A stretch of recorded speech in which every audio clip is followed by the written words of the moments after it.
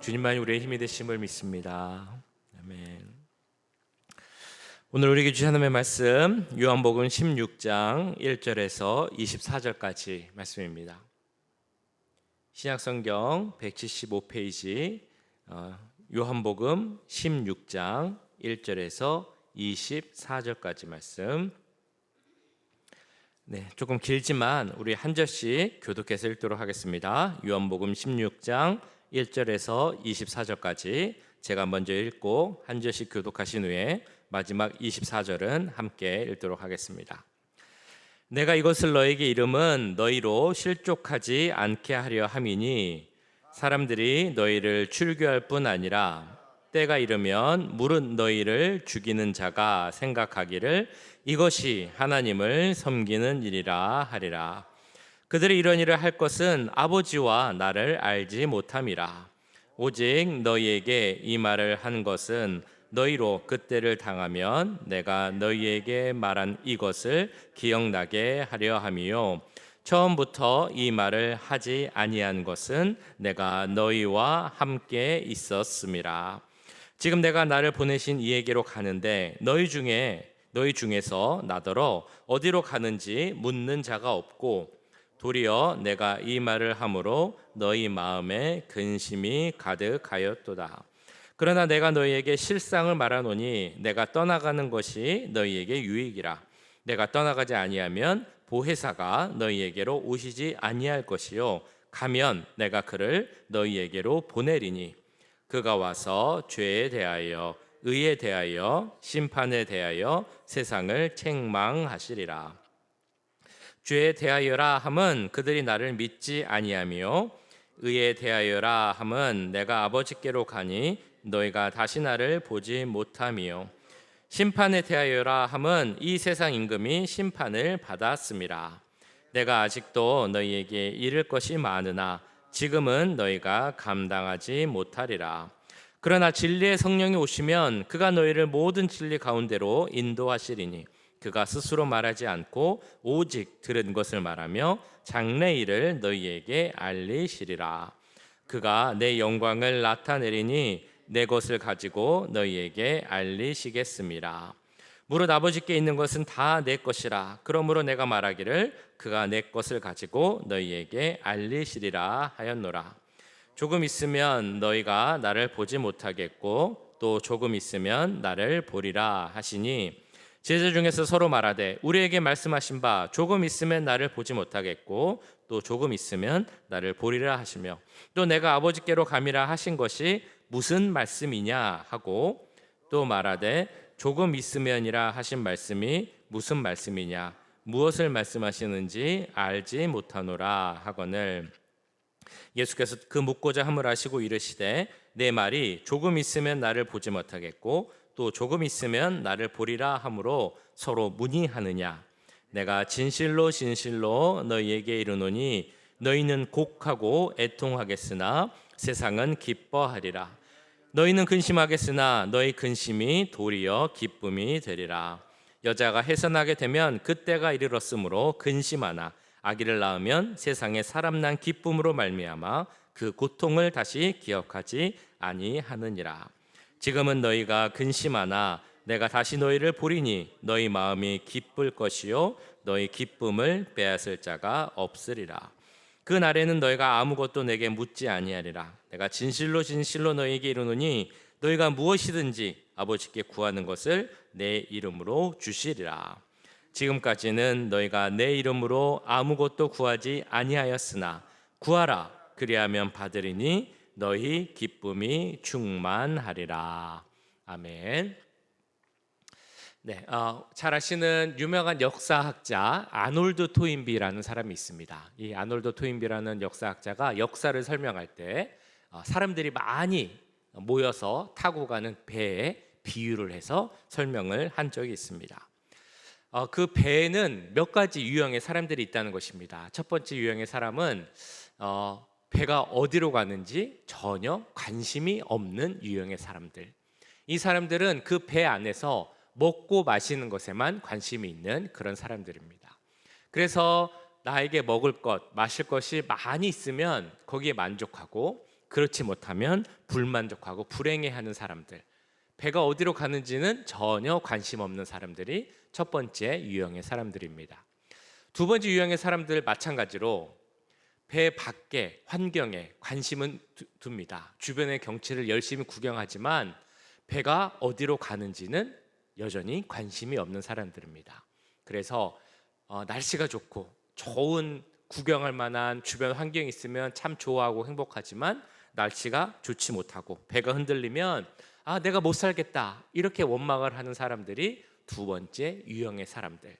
바깥의 환경에는 관심이 있지만 여전히 배가 어디로 가는지는 관심이 없는 그런 사람들이라고 합니다.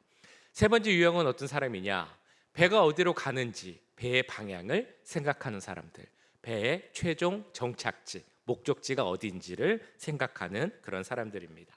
그리고 이 사람들은 배가 그 목적한 곳으로 가기 위해서 내가 무엇을 해야 하는가에 관심이 있는 사람들입니다. 그래서 내가 배 안에서 할 수 있는 일, 즉 배가 제대로 된 방향으로 가기 위해서 내가 오늘 내 자리에서 노를 잘 적어야겠다라는 생각을 하는 유형의 사람이 세 번째 부류의 사람이라고 합니다.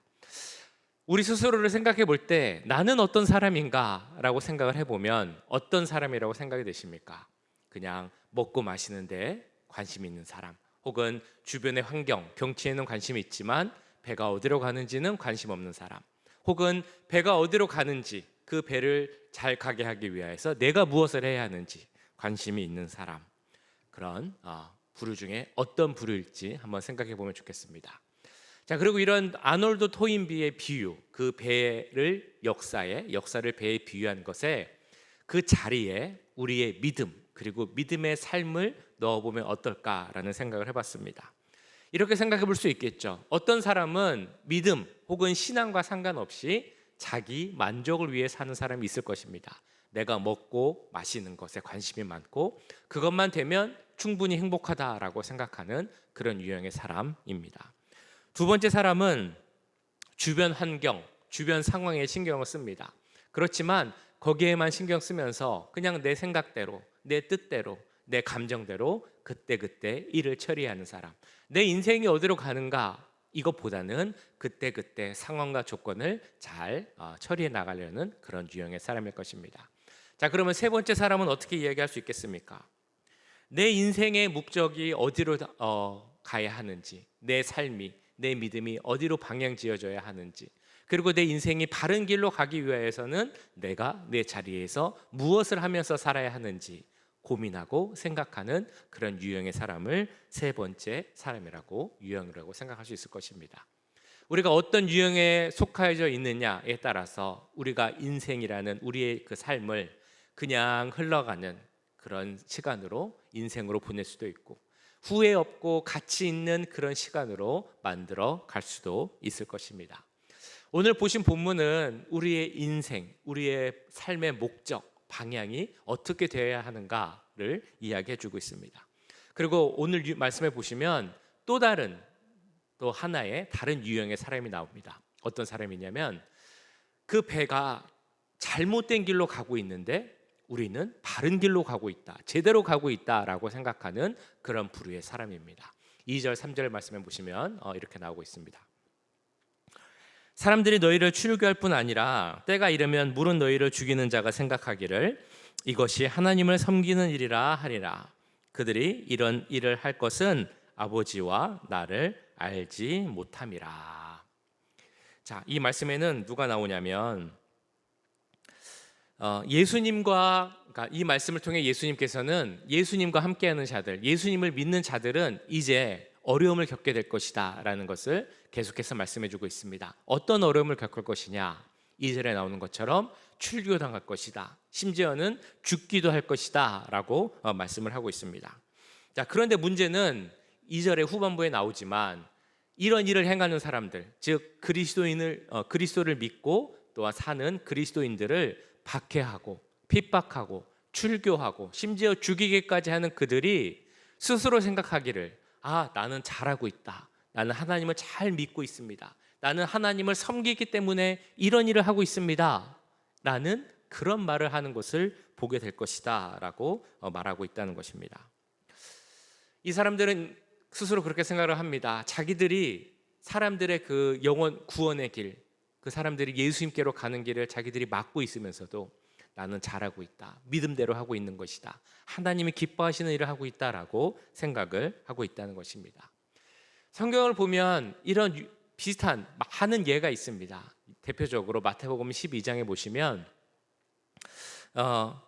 이런 말씀이 나오죠. 유대인들이 예수님을 하나님의 아들로 또 우리를 구원할 구원자로 인정하지 않고 있었습니다. 그래서 예수님이 하는 일들은 다 무슨 일이든 트집을 잡고 문제 삼으려고 하고 있었습니다.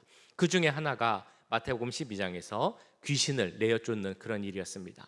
그러자 바리새인들이 예수님을 보면서 이렇게 이야기를 합니다. 이거는 예수님의 능력이 아니라 귀신의 왕 바알세불의 힘을 힘입어서 이 일을 한 것이다 라고 이렇게 말씀을 합니다. 바리새인들은 듣고 이르되 이가 귀신의 왕 바알세불을 힘입지 않고는 귀신을 쫓아내지 못하느니라 하거늘. 자, 이런 바리새인들의 말을 듣고 예수님께서 뭐라고 하시는지 알고 계십니까? 예수님께서 이렇게 말씀을 하시죠. 너희들이 지금 성령을 회방하는 죄, 예전 성경에서는 성령 회방죄, 지금 성경에서는 성령을 거역하는 죄를 짓고 있는데 지금 너희가 짓는 이 성령 거역죄는 용서받지 못할 죄이다 라고 말씀을 하고 있는 것입니다. 이 성령 거역하는 죄, 용서받지 못할 것이다 라는 말씀의 의미는 너희가 하나님의 그 복음을 전하는 일, 영원 구원을 하는 일을 방해하는 일이 성령을 거역하는 일인데 이 일은 용서받지 못할 가장 큰 죄이다 라고 말씀하고 있는 것입니다. 자, 그런데 이처럼 바리새인들은 자기들이 스스로 정말 감당하지 못할 큰 죄를 짓고 있음에도 불구하고 스스로는 하나님의 일을 위해서 내가 이러고 있다, 하나님을 잘 믿는 모습이다, 내가 하나님을 잘 섬기는 자들이다 라고 스스로 만족하고 있었다라는 것입니다. 그들이 이렇게 잘못된 그 신앙, 잘못된 삶의 방향을 이렇게 정하고 있었던 이유는 무엇이겠습니까? 아까 보신 3절에 이렇게 나오고 있습니다. 그들이 이런 일을 할 것은 아버지와 나를 알지 못함이라. 그 이유에 대해서 그들이 하나님이 어떤 분인지 그리고 예수님이 어떤 분인지를 제대로 알지 못하기 때문이다 라고 말씀하고 있습니다. 그렇기 때문에 호세아 선지자가 호세아 6장에서 그렇게 외친 것입니다. 우리가 여호와를 알자, 힘써 여호와를 알자. 하나님을 아는 것이 중요한 이유는 그로 말미암아 하나님을 잘 믿을 수 있기 때문입니다. 우리가 보고 있는 에베소서 4장에서도 이렇게 말씀을 합니다. 우리가 다 하나님의 아들을 믿는 것과 아는 일의 하나가 되어서 온전한 사람을 이루고 그리스도의 장성한 분량이 충만한 데까지 이르러야 한다라고 말씀하고 있습니다. 사실 우리 신앙생활의 문제, 신앙생활이 어려움을 겪게 된다면 혹은 우리 교회가 어떤 어려움, 문제를 겪게 된다면 그 출발점은 여기가 아닐까 생각을 해봅니다. 내가 내 뜻대로 살고 내 마음대로 살고 내 의를 내세우면서 내 만족을 내세우면서 일을 하고 내 생각을 이야기하면서도 이것은 하나님을 위한 것이다, 하나님을 섬기기 위해서 이렇게 하는 것이다 라고 이야기하기 때문에 거기서 우리 삶의 신앙에 문제가 생긴다는 것입니다. 교회도 마찬가지입니다. 교회에 생기는 분쟁들의 많은 경우가 무엇 때문에 생긴다고 생각을 하십니까? 각자가 내가 이것이 하나님을 사랑하는 것이다, 교회를 사랑하기 때문에 이렇게 하는 것이다 라고 말하면서 자기 주장을 그대로 이야기하고 굽히지 않기 때문에 교회에 분쟁이 생기는 것입니다. 이런 일이 생기지 않게 하기 위해서, 교회가 하나 되기 위해서, 우리의 신앙의 삶이 바른 방향으로 가기 위해서 필요한 것이 무엇이냐라고 말씀하냐면 오늘 본문에서는 주님을 아는 것이 중요하다라고 말씀하고 있는 것입니다. 그래서 주님과 더 가까이 나아가고 주님과 진정한 연합을 하면서 주님과 친밀한 교제 가운데 주님이 어떤 분인지 알고, 그래서 내 신앙의 삶을 위해 진짜 필요한 것이 무엇인가, 우리 교회가 하나 되기 위해서 진짜 필요한 것이 무엇인가, 그것을 깨닫는 것이 우리의 삶이, 우리의 신앙이 바른 방향으로 나아가기 위해 꼭 필요한 것임을 잊지 마시기 바랍니다. 자, 오늘 본문에서는 또한 우리 그리스도인들이 그러면 바르게 나가기 위해서 꼭 필요한 것이 무엇이냐, 우리가 마음속에 다짐해야 할 것이 무엇이냐, 이러한 내용에 대해서 이렇게 말씀을 합니다. 오늘 본문은 앞선 장인 15장 첫 번에 나왔던 포도나무 비유와 계속해서 연관이 되는 그런 말씀입니다. 포도나무 비유를 말씀하시면서 포도나무 가지에 해야 할 일이 무엇이라고 말씀하고 있습니까? 가지는 포도나무에 딱 붙어서 포도나무 뿌리에서부터 오는 영양분도 잘 받고 그렇게 함으로 좋은 열매를 맺는 것이 가지의 본분이라고 말합니다. 그렇다면 가지된 우리들이 해야 할 일은 무엇인가? 참 포도나무이신 예수님께 꼭 붙어서 그 연합 속에서 예수님이 주시는 영양분을 잘 받아서 우리 삶의 열매를 맺어가는 것이 우리 가지된 우리들의 해야 할 일이다라고 말씀합니다. 자, 그런데 연결되는 말씀에서 어떤 말씀을 하시느냐? 우리는 열매 맺는 삶을 살아야 하는데 이러한 열매 맺는 삶은 힘든 삶이 될 것이다 라고 이렇게 말씀을 하고 있는 것입니다. 앞선 장 요한복음 15장 18절에서 21절까지 제가 한번 읽어보겠습니다. 세상이 너희를 미워하면 너희보다 먼저 나를 미워한 줄을 알라. 너희가 세상에 속하였으면 세상이 자기의 것을 사랑할 것이나 너희는 세상에 속한 자가 아니요 도리어 내가 너희를 세상에서 택하였기 때문에 세상이 너희를 미워하느니라. 내가 너희에게 종이 주인보다 더 크지 못한다 한 말을 기억하라. 사람들이 나를 박해하였은즉 너희도 박해할 것이요 내 말을 지켰은즉 너희 말도 지킬 것이라. 그러나 사람들이 내 이름으로 말미암아 이 모든 일을 너희에게 하리니 이는 나를 보내신 이를 알지 못함이라. 지금 읽으신 말씀을 한 문장으로 하면 열매 맺는 삶은 힘든 삶이다라고 말하고 있는 것입니다. 왜냐하면 그 이유는 아주 역설적이게도 우리가 열매 맺기 위해서는 예수님께 꼭 붙어 있어야 하기 때문입니다. 우리는 세상에 살고 있는데 우리는 세상에 속한 자로서 사는 것이 아니라 예수님께 속한 자로 살아야 하기 때문에 우리의 삶은 쉽지 않은 삶이 될 것이다 라고 말하고 있습니다. 19절에도 나옵니다만 세상에 속한 사람들은 세상에 살기 때문에 근데 세상에 속해 있기 때문에 세상으로부터 사랑을 받고 있습니다. 세상에 사는 것이 문제 없습니다. 편하게 즐겁게 살 수 있습니다. 그런데 우리들은 예수님께 속한 자들입니다. 그래서 예수님의 방식으로 살면 이 세상의 방식과 맞지 않기 때문에 세상과는 맞지 않고 세상이 주는 미움을 받을 수밖에 없다라고 말하고 있는 것입니다. 이런 미움과 박해 나타나는 것이 아까 16장 2절에서 보았던 출교가 대표적입니다. 출교가 어떤 의미입니까? 이제 우리 유대인 공동체에서 나가라. 더 이상 성전에 오지 말아라 라는 그런 의미입니다. 그런데 지금 우리의 기준으로 생각해 보면 그냥 성전에 오지 말아라 라고 하는 것이 큰 의미가 아닐 수도 있는 것처럼 보입니다. 왜냐하면 우리 지금 현재 상황에서 우리가 누군가를 출교한다 라고 생각을 해보면 그분은 이렇게 생각할 수도 있기 때문입니다. 그래? 내가 이제 이 교회 못 나온다고? 그럼 뭐 다른 교회 가지 뭐. 내가 아쉽나? 교회가 아쉽지? 이렇게 생각할 수도 있기 때문이죠. 그런데 그 당시 유대인 공동체에서 출교를 당한다라는 것의 의미는 내 삶의 터전을 잃고 내 모든 것을 잃는다라는 그런 의미입니다. 모든 관계가 끊어진다. 친구 관계, 더 나아가 가족 관계도 끊어진다라는 그런 의미를 갖고 있습니다. 내가 결혼을 해도 사실 뭐 결혼하기도 쉽진 않겠지만 결혼을 한다고 해도 그 결혼식장에 아무도 안 오고 내가 정말 큰 일을 당하거나 죽임을 당하게 될 때도 아무도 관심을 안 갖는다. 그런 의미가 바로 출교의 의미입니다. 내가 더 이상 사람으로서 살기가 힘들다라는 것이 바로 이 출교가 갖고 있는 그런 의미입니다. 자, 이런 박해, 어려움이 있는 삶이 그리스도를 따르는 삶이라고 말합니다. 그러다 보니까 사람들 마음속에 어떤 마음이 생기겠습니까? 근심, 걱정, 두려움 이런 마음이 생기겠죠. 6절에서는 이렇게 말씀을 합니다. 도리어 내가 이 말을 함으로 너희 마음에 근심이 가득하였도다. 예수님을 믿는 길은 근심이 많을 수밖에 없는, 걱정과 두려움이 있을 수밖에 없는 어렵고 힘든 길이라는 것입니다. 요한복음에서 예수님께서 말씀하셨던 예수님의 제자들에게 하신 말씀이 이 말씀이라면 지금 우리 예수님을 믿고 따르는 우리들에게도 똑같이 해당되는 말씀이라 믿습니다. 우리가 가야 하는 그 길도 어려운 길이고 힘든 길이라는 것입니다. 왜 그렇습니까? 우리가 세상에 속한 사람들이 아니라 주님께 속한 사람이기 때문입니다. 우리는 모두 다 그리스도인입니다. 그리스도인이 무슨 의미입니까? 그리스도께 속한 자라는 의미입니다. 우리 모두는 그리스도께 속한 자들입니다. 모두 그리스도께 속한 그리스도인이십니까? 우리 모두는 그리스도인이죠.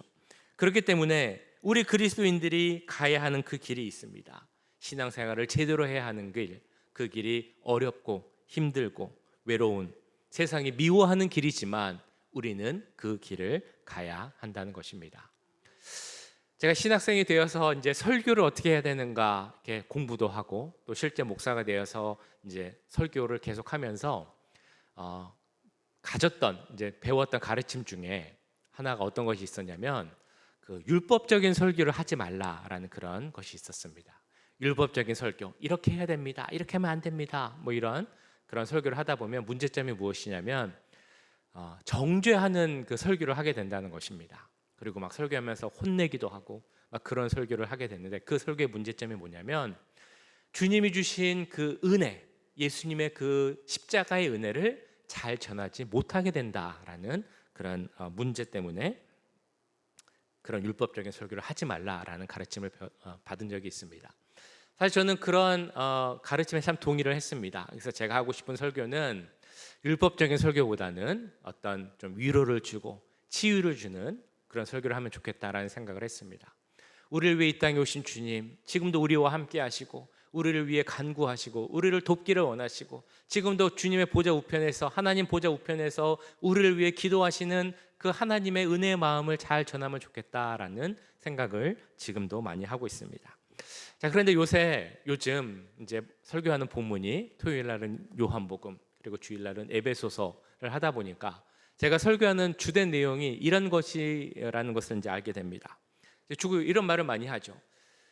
신앙생활은 어려운 일입니다. 좁은 길을 가는 것이고 또 어려운 길을 가는 것입니다. 자, 그런데 신앙을 잘 지키기 위해서 그 길을 포기하시지 말고 끝까지 싸우고 이기시기 바랍니다. 쉽게 신앙생활 하시지 말라. 신앙생활 하시려고 하지 말고 그냥 세상이 주는 축복 받으려고 신앙생활 하지 말고 제대로 힘들지만 확실히 신앙생활 하셔야 됩니다. 이런 설교를 많이 하는 것 같습니다. 잘 해보면 설교를 하면서도 그 길이 쉽지 않은 길임을 참 깨닫게 됩니다. 왜냐하면 저부터도 그렇게 사는 것이 쉽지 않다는 것을 알기 때문입니다. 그런데 중요한 것은 그 길이 쉽지 않은 길이라 할지라도 우리는 그 길을 꼭 가야 한다는 것입니다. 그리고 이런 생각도 해봅니다. 오히려 그 길이 힘든 길이지만 그 길에 하나님이 주시는 진정한 위로와 치유가 있지 않을까? 저는 그렇게 믿습니다. 뿐만 아니라 우리가 꼭 이 길을 가야 하는 이유에 대해서 오늘 본문은 다시 한번 이렇게 말씀을 합니다. 거기에 진정한 기쁨이 있기 때문이다 라고 말씀하고 있는 것인데요, 20절부터 말씀입니다. 우리 같이 한번 읽어보실까요? 20절부터 22절인데요 한 목소리로 읽어보도록 하겠습니다. 시작. 내가 진실로 진실로 너희에게 이르노니 너희는 곡하고 애통하겠으나 세상은 기뻐하리라. 너희는 근심하겠으나 너희 근심이 도리어 기쁨이 되리라. 여자가 해산하게 되면 그때가 이르렀으므로 근심하나 아기를 낳으면 세상에 사람 난 기쁨으로 말미암아 그 고통을 다시 기억하지 아니하느니라. 지금은 너희가 근심하나 내가 다시 너희를 보리니 너희 마음이 기쁠 것이요 너희 기쁨을 빼앗을 자가 없으리라. 이 말씀처럼 세상은 쉽지 않은 세가 있습니다. 우리 세상에서의 삶은 고통도 있고 어려움도 있을 수 있습니다. 그러나 우리가 이것을 참을 수 있는 이유는 우리에게 약속된 하나님만이 주실 수 있는 충만한 기쁨이 있기 때문입니다. 이에 대해서 로마서 8장에서는 우리의 영광에 대해서 이렇게 말씀하고 있습니다. 자녀이면 또한 상속자 곧 하나님의 상속자요 그리스도와 함께한 상속자니 우리가 그와 함께 영광을 받기 위하여 고난도 함께 받아야 할 것이니라. 생각하건대 현재 고난은 장차 우리에게 나타날 영광과 비교할 수 없도다. 이 말씀에 나타난 것처럼 지금의 고난은 장차 우리가 받게 될 영광과는 비교할 수 없다라고 말씀하고 있습니다. 나중에 주님과 함께 하나님 나라에서 큰 영광 받기를 원하십니까? 영광 받기를 원하시죠? 그러기 위해서는 어떻게 해야 한다라고 말씀하고 있습니까? 주님과 함께 영광 받기 위해서는 내 삶의 자리에서 겪을 수 있는 고난도, 전쟁도, 어려움도, 손해도 마주할 수 있어야 한다. 그 수고를 기꺼이 감당할 수 있어야 한다라고 말씀하고 있습니다. 우리 고린도전서 15장 58절 마지막으로 함께 같이 읽어보도록 하겠습니다. 그러므로 내 사랑하는 형제들아, 현실하며 흔들리지 말고 항상 주의 일에 더욱 힘쓰는 자들이 되라. 이는 너희 수고가 주 안에서 헛되지 않은 줄 알미라. 이 말씀처럼 주의 수고, 주 안에서 수고함으로, 힘쓰므로 우리의 믿음을 지키고, 그 길이 힘든 길이지만 우리의 가야 할 방향이기에 그 바른 방향으로 가기를 힘쓰고, 그래서 주님의 영광의 자리에 함께 할 수 있는 우리 모두가 될 수 있기를 간절히 축원합니다. 기도하겠습니다. 오늘 말씀을 기억하면서 기도하실 때, 하나님, 우리